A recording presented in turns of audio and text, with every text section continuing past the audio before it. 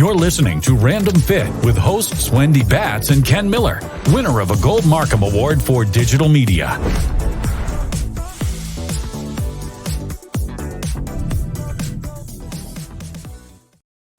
Hello, everyone. Welcome to this week's episode of Random Fit with myself, Wendy Batts, and co-host and friend Ken Miller. Ken, how are you? I am awesome, Wendy. You're looking good. How are you doing? I am good. Well, today's topic I can unfortunately relate to. We are going to be talking about the freshman 15, how to avoid that. But I have to say, what about the freshman? Is there a certain thing like the 15 at 40 or 15 at 30 or even 15 at 20? I don't know if it's just about the freshman 15. The 40-15. I think we just found a new term out there. The freshman 15, I think that's something that some of us can relate to, just from the standpoint that if you picture, it doesn't even have to be the freshman 15 as it is, you have gone away. You are no longer under the roof of your parents, and now you're making decisions on your own. So you're making decisions on what you have to eat and how you move. Now, the transition from high school to college, just as the template scenario, but the way Wendy, you and I talked about this a little bit, the way we're talking about it is you're away. You have changed environments. You are now in an educational environment. So for me, I was a junior college transfer. So I lived at home, did the junior college thing for 2 years.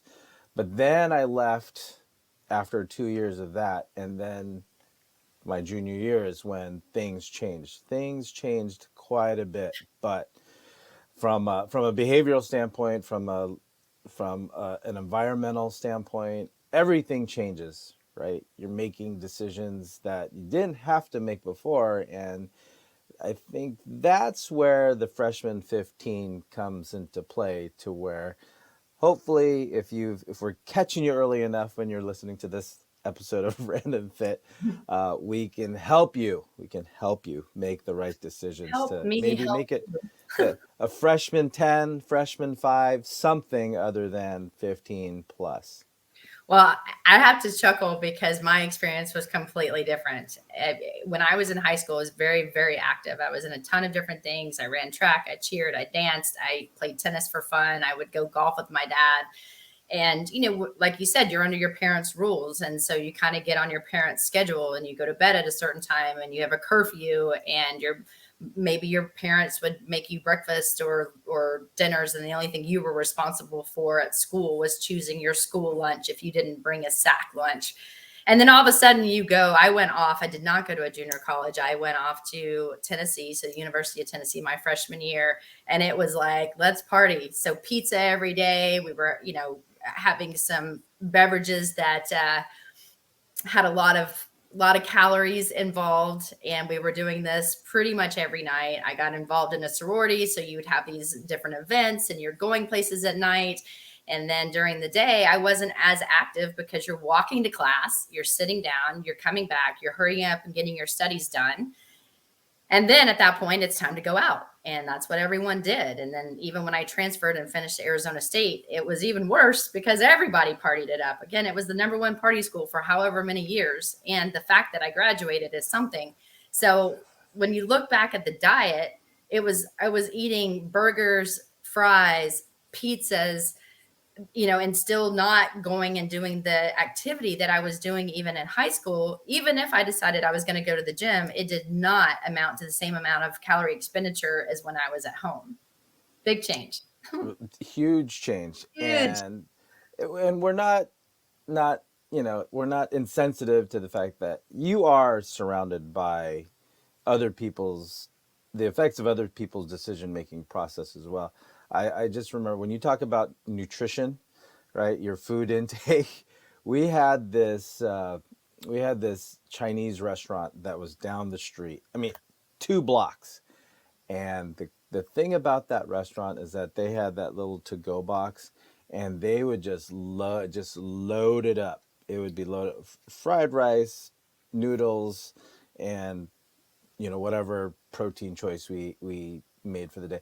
But it was enough. If you can imagine three college guys being able to put away what was in this, it was mounded. It was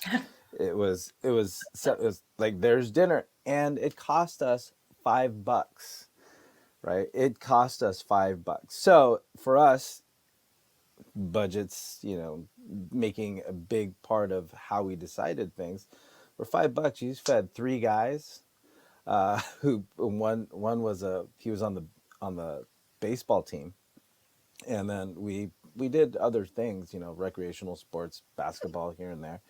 But economy does make a big effect on how you decide to eat. So when you say pizza, you get one large pizza from the local college pizza shop. They know who they're catering to. They're going to make it economical. They're going to give you high volume of calories for a low amount of dollars, right? So from that vantage point, economics does play a big part when it comes to your decision making process. But that's just a part of college. When you go away and you're saying, okay, you're counting. I just remember, Wendy, literally going into my pocket and saying, well, I've got 75, Oh, 77 cents. yeah. I'm looking in couch cushion. Those they had Cushions, the car, the anything. Yeah. cleanest couch cushions ever. It's like, if there was a dime there, it was not there for more than 20 minutes, Oh yeah, I remember because that's paying for pizzas with change. It's like, okay, it's $10 oh yeah. and you're looking for quarters. So it's like, here's a couple of dollar bills, and then the rest you're just giving them with change, Yeah. which they hated. But you're saying this about the Chinese food. I mean, if you guys have ever been on some of these major campuses, what do you see there? You're going to see Taco Bell because it's cheap and it's open late. You're going to see some pizza places that might sell by the slice because it's open late and you're out late. And Crystal Burgers, I don't know if you guys have Crystals or White Castle. Nope. I mean, they're Oh, small okay, burgers yeah. that are super cheap. It's this mystery meat inside with, okay, I don't want the onions or anything like that. I just want the nasty bun and meat. That's, you don't even know what you're eating, but at that point it tastes so good. And so, you know, we're not sitting there going to Sprouts or going to Whole Foods or going to Right. some of these places that sell organic fruits and vegetables. And that was nowhere to be found in my dorm room. And so when you're actually going to college, you want to think through this and start thinking about what you can do. And I think the number one thing to avoid is, if you're going to do some of this stuff during the day, try to make better choices. And I know with myself, my parents helped me get what we called like a lunch card or a store card, where we could go in and buy things at the store, the campus food, like to buy whatever we wanted, and not getting the sugary snacks. And maybe at that point, trying to get some carrots and some, I have to dip my carrots in ranch. So it's just, I mean, it negates everything. However, I was like, I am eating a vegetable. This should be a good thing. But I think it's hard because we are broke as a college student, or if you're going out on your own and you are taking care of yourself for the very first time. It is amazing how broke you are. And you may not be able to call mom and dad and say, hey, I need this amount of money. My parents are like, get a job, figure it out. This is now, you're an adult, you figure it out. And so you do. But the cheap stuff is the stuff that's not the best choices for you usually. Right. I think too, and I don't know, Wendy, maybe you can shed some thought on this one. But even if you could make the right decisions what to buy, there are logistical issues. So in a dorm, you might have, if people that lived in the dorms, you might have somebody with a hot pot, right? And what are they making? Ramen, right? Oh yeah. Maybe, boiling some eggs, maybe. 39 cents for ramen. Come on now. Right. So, and if you had the knowledge and the know-how to, oh, what if I chopped some carrots and threw in some celery and got some color in there, then it might be a healthier choice. But I Ken, think, did you actually have silverware in your dorm room? I did not. no, it was Unless it was the plastic ones that you took from whatever restaurant that it way was you a had some. perpetually reused plastic spoon and fork, right? because Yeah, try to cut a you, carrot with that, y'all. Not good. yeah, yeah, bite it and then put it in there, Might bite have it, throw it out. bite Oh, it. but But I mean, we would pick up some fruit. Now we did do that, and to your point, when right, you're looking at your dorm room, your refrigerators aren't very big, and we had the ones where you would rent it from the dorm room. And I know every university yeah, or college is different. If you are not like living in an apartment with your friends and you're doing this on your own, the small refrigerators that had the microwave that attached to the top, I mean, that's really all that you have. You don't have a pantry, you don't have other things. But, one thing I think we hopefully we're stressing is make good choices. Try to eat a salad at lunch, maybe try to have, like you said, eggs or something like that in the morning. Because if you know you're going to blow it at night, then you want to plan accordingly. So make a plan, have a food plan, have a food meal, maybe work with your roommate or suite mates and talk about what you guys can do. But the one thing that I will say that I did do, and I really loved my roommate and my suite mates for this because we made it a point, was every Monday, Wednesday, and Friday, we would go to our resource gym that we had. So the campuses would usually have this student access facility where everybody could go work out. And we did that as a group, and we would rollerblade there, or we would run there, or we would rollerblade. Listen to me, I am really aging myself, but we did. But we had a really good time. We made it fun because we did it as a group. Again, it was about being social and really enjoying it, and then working out together. And then at that point, we would ruin it at night by going out. So, but you do have access to that usually.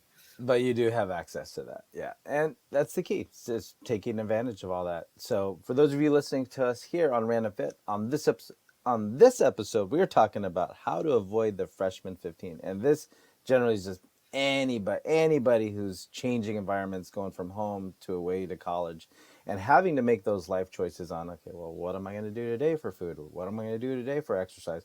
Not that everybody feels, or thinks like that, but the idea is these choices sum up and they collectively result in what we would call the freshman 15, the typical or the average weight gain that a new on your own college student's going to experience usually. But it doesn't have to be that way if you make the right choices. So I think one last bit regarding food intake, if I were to go back in time and going back, oh geez,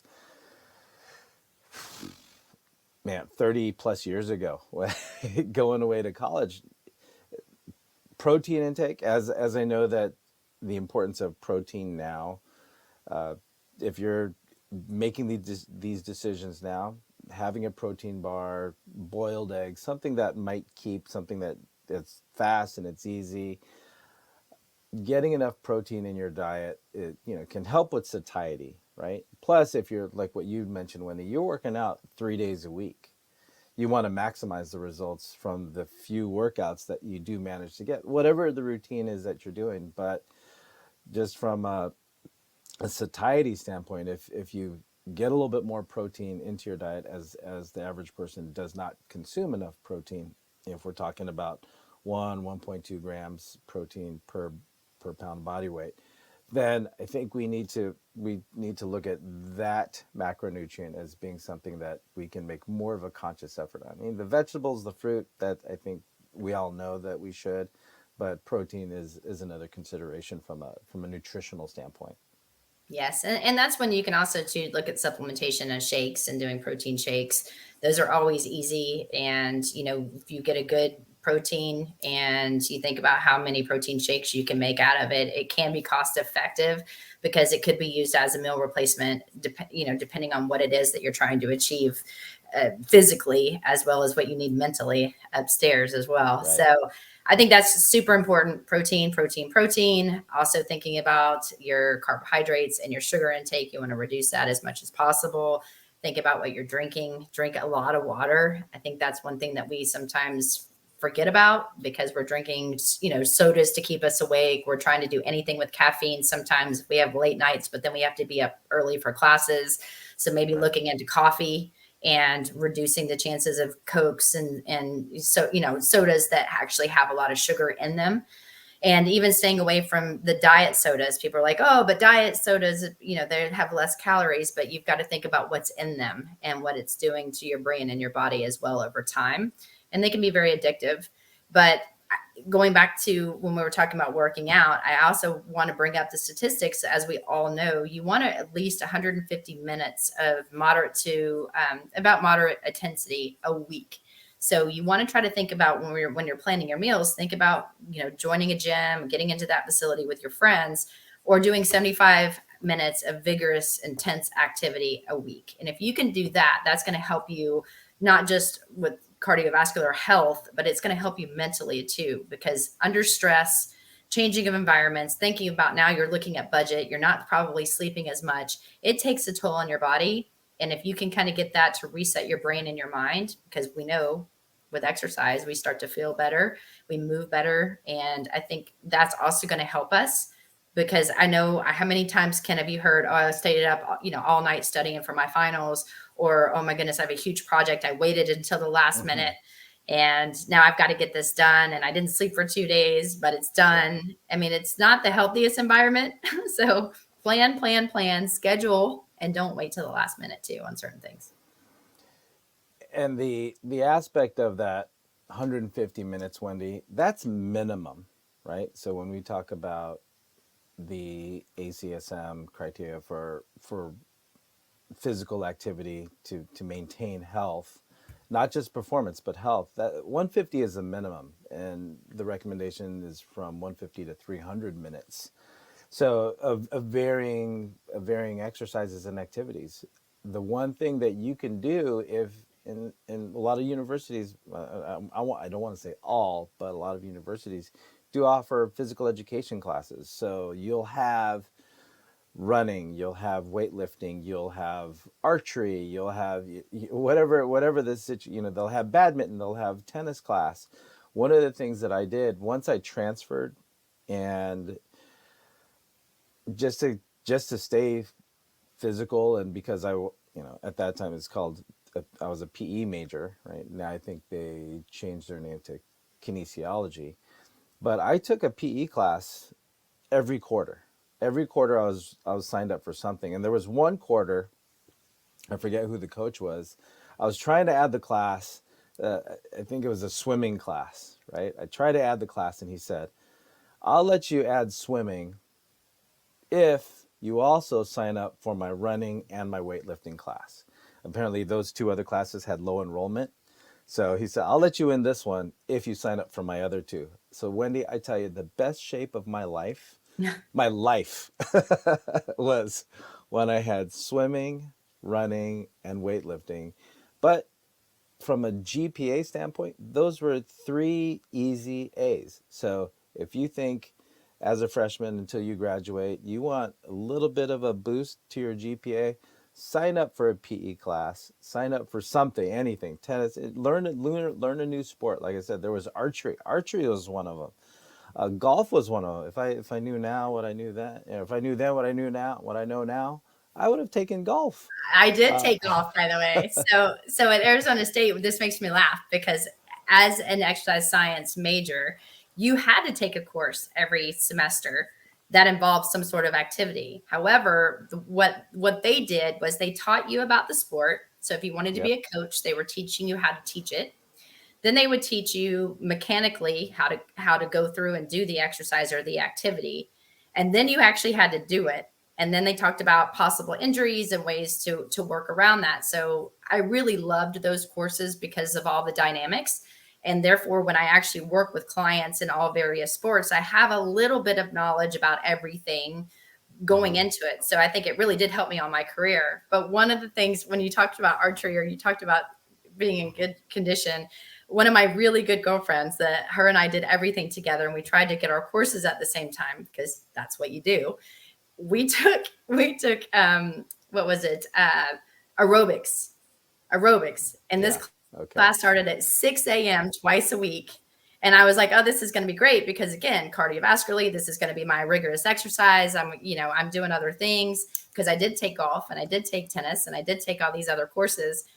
But you have to teach, in order to pass, you have to teach a class yourself and like, meaning you are the instructor and you have to teach the class Yeah. your whole routine that had to last 30 minutes. And let me just tell you, that's when I realized that group fitness was not for me, because I was in my head thinking that this is great and no one behind me was doing what I wanted them to do. I'm like up on the step trying to get them to do this, and I'm looking around and they are not doing anything. It was a complete and utter disaster, by the way. And I almost failed aerobics because they couldn't follow my lead. Oh man, I can't. It's like, what did she say? What? Yeah, wait, That's what is it. she doing? Because I That's was trying how. to be all Yeah. creative, I was Yeah. getting into it. And yeah, that's not what you need to do in these courses. You can't do all the clubbing moves in In group my exercise. head, it was amazing. Reach out, squat down, touch your toes, drop. And turn, Right. and turn, and step up. So, and back ball change. All right. So Anyway, we're getting way off topic. we're reliving our oh man. Uh, So in the end, sign up for classes. That's the easy way. You get, like what you mentioned, Wendy, 2 days a week. I was busy. I had 9 hours of movement automatically built into my day. But I will say, if you had a 6 a.m. class, even the 8 a.m. class was hard to make. But I got up for it. I was there, and it was easy A. So I'll say that my GPA was greatly aided by all the PE classes that I took over my college career. well, Ken, this was fun. Hopefully we've brought some, either reliving your memories, if you guys can listen to Ken and I talking about what we did when we were in college. But remember, this isn't just about being freshman 15. This is just about any kind of life change. You want to reduce stress. You always want to work on what you're eating, making healthy choices, drink a lot of water, get adequate sleep, have fun, and be social, and do all the things that you want to do in life. But just be smart and realize that you're not alone. We've all lived it. We survived it somehow. And I hope you guys found this podcast fun, because I did.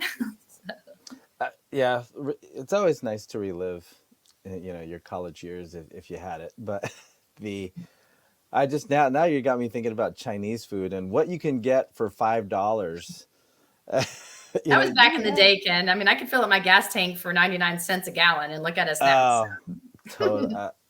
But just to tack onto your points, just keep moving. It's social. It's a great way. I mean, I've met some people that I had a good time with in college, and through the PE classes. So use it for what it is. It's not just a way to move, but it's also a way to be, to be social. But as we're talking now about college, you're still sitting, you're still behind the computer, you're still staring at a screen. You have to make all the right decisions for you that can counter what it is that you do all day long between studies, sitting down. Is stay mobile, incorporate a mobility routine as best you can. Try and get the sleep. The sleep is huge, especially if you're trying to challenge yourself with learning new information. The way to absorb that information to make it permanent is getting your sleep. So as you talked about, Wendy, watching your caffeine, trying to keep to a timeline. Well, good luck with trying to keep to a sleeping timeline, but the best you can. But as things go, you do the best you can through life anyway. So college is no different, but there are other considerations when it comes to making the right decisions to keep off that freshman 15. So as you said, Wendy, this was great. Let's try and find more topics like this. So I know, right? Reliving our past. relive our past. Oh man. So all right, for those of you listening to us here on Random Fit, thank you so much for listening to this episode on avoiding the freshman 15. So all we ask, and we don't ask for much, is like, follow, subscribe, download, and if you can rate us, give us 5 out of 5 if you please, and share and comment. Let us know what else you would like to have us talk about and discuss and research on Random Fit. So until next time, everybody, take care and be well.